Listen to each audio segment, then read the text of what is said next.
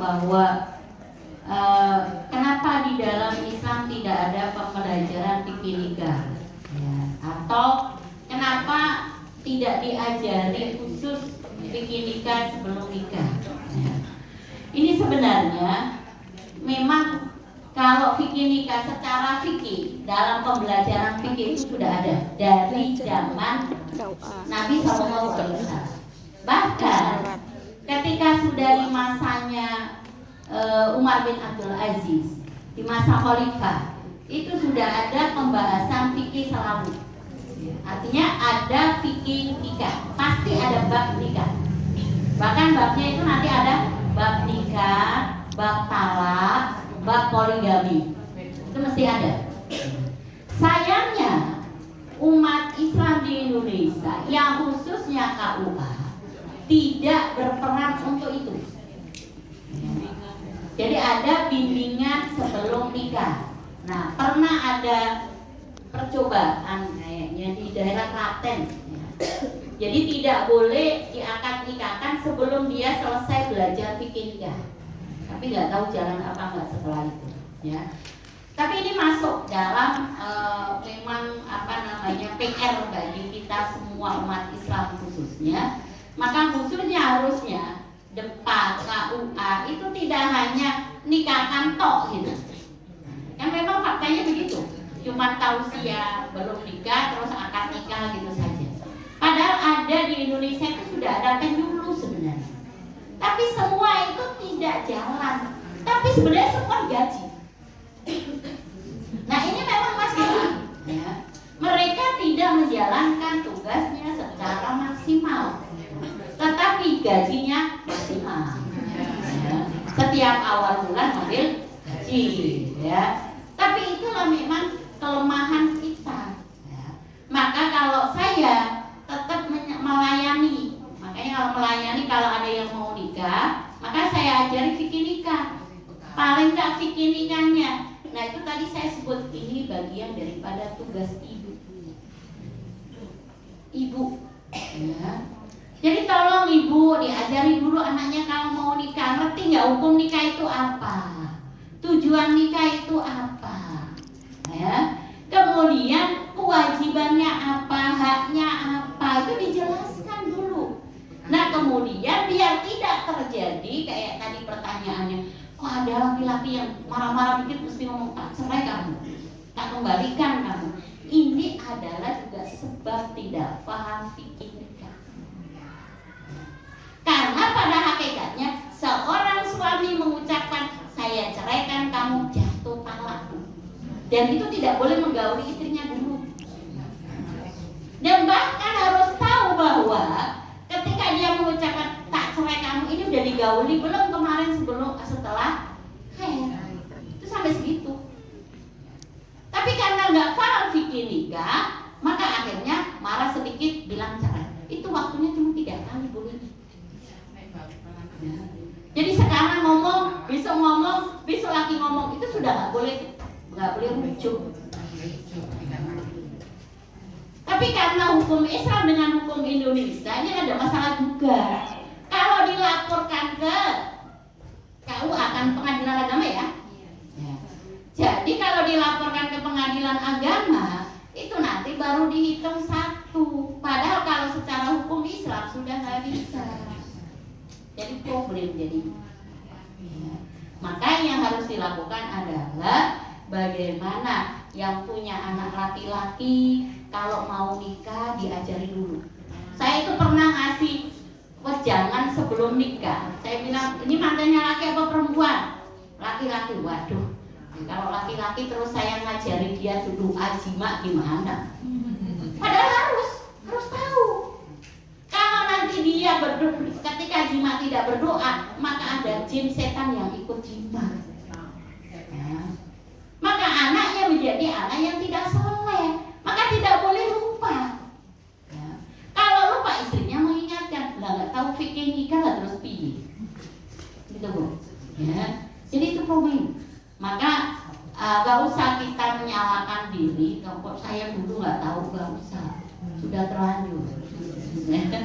Maka nanti kalau saya bilang mahar malah kejenengan mesti, oh saya dulu tahu mesti saya minta banyak mas perangkat alat sholat nanti gitu.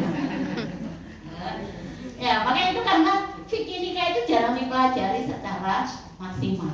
Maka harusnya belajarnya Kemasaidah itu masuk pembelajaran fikih pasca nikah. Ya.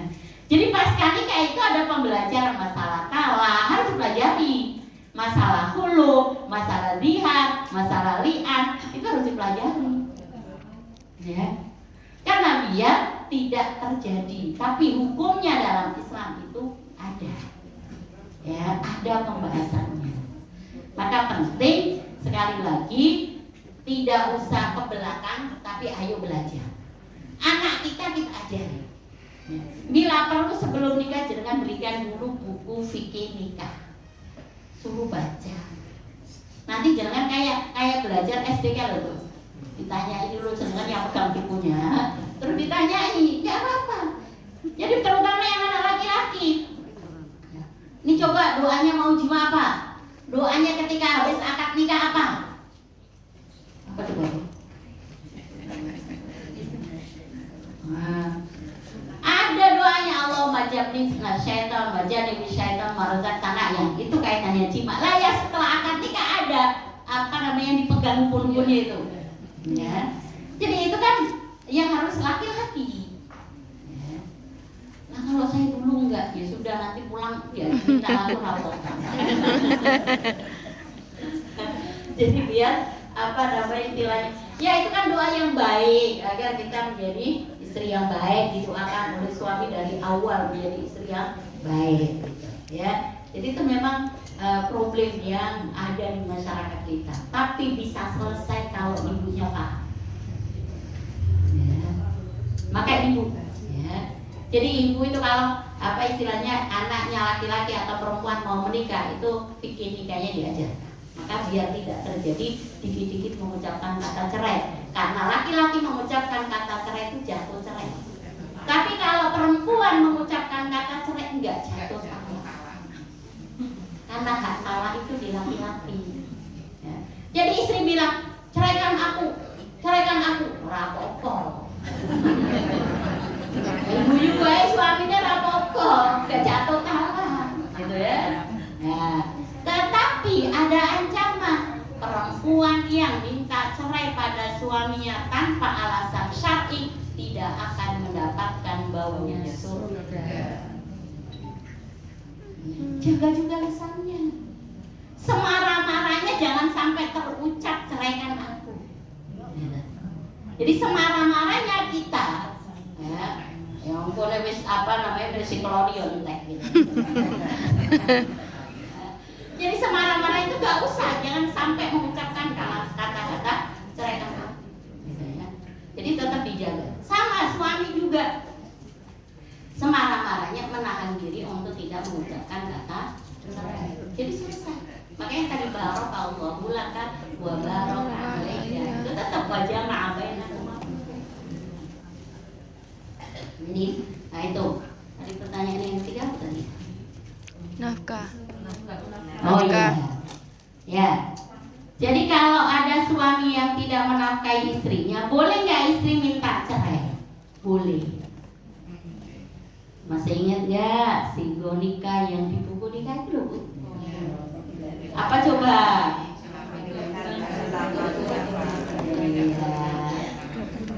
Jadi makanya apa namanya si Gonika itu penting juga di apa namanya?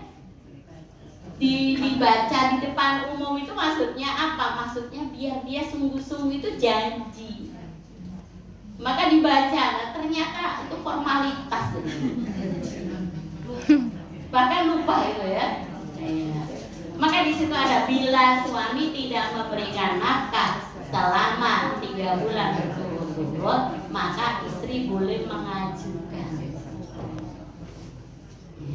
Tapi bersabar itu lebih baik, ya. Jadi bersabar itu lebih baik. Misalkan sudah punya anak, ya. Dia memang mungkin lagi di PHK, maksud terus di PHK 3 bulan terus istrinya minta cerai gitu kan. Ya, itu kan juga tidak baik. Makanya bersabar itu tetap lebih baik, ya. Jadi kita bisa melihat kisah-kisahnya sahabat. Ada sahabiat itu yang namanya Asma. Itu dia bantuin ngasih makan kudanya, bersihkan kudanya, nyuci bajunya, ya karena suaminya pas-pasan. Dan itu dilakukan juga tidak apa. Jadi kayak Fatimah itu tangannya sampai melentung-melentung loh Bu. Ya. Kenapa? Karena numbuk gandum. Dulu kita ya numbuk padi tuh Bu, tepung. Nah, kan masih ngerti nutu sama belum ada selepan tuh dulu. Ya. Itu kan juga dilakukan, makanya saya itu sering mengenang balik. Mengenang balik itu kenapa orang-orang tua dahulu dengan sulitnya dalam kehidupan, tapi mereka sabar. Anaknya banyak, nyucinya aja harus pergi ke sungai, itu ya Bu ya. Ditambah lagi mau masak nutu dulu, mau masak kompore juga pakai kayu dulu. Tapi itu kok kayaknya ayem-ayem baik, ya Bu ya. Tapi sekarang dengan segala fasilitas yang mudah, kok ketoknya repot banget punya anak 2 saja. Iya Bu. Nah dulu dengan kerjaan yang seberat itu anaknya rata-rata 9 loh. 8, 9, 5 itu biasa banget. Yang bisa dihitung ke anaknya cuma 2 itu jarang banget. Tapi kan bisa menjalankan rumah tangga itu dengan tentram. Tidak banyak mengeluh. Nah sekarang punya anak 2 repotnya, masya Allah. Iya.